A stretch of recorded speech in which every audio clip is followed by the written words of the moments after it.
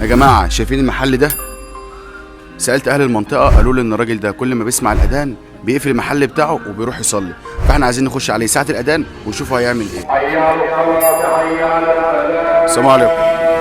سعاده الباشا. خير يابا. احنا برنامج مسابقات. بنصور ايه ده؟ طب اقول لك بنصور هقول لك بس اقول لك ايه. اقفل بس الكاميرا. اسمعني بس يا باشا، بس اسمعني. الاذان بيبدا. انا مش من هنا. الاذان بيبدا. طيب انا سمعت ان حضرتك تعمل كوبايه شاي حلوه.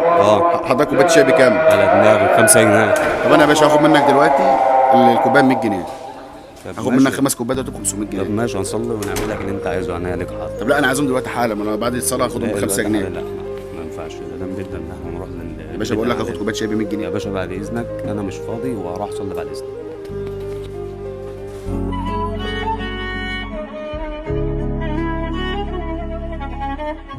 يا جماعه احنا دلوقتي خلصنا صلاه وعايزين نخش دلوقتي نتعرف على الراجل المحترم دوت ونتكلم معاه.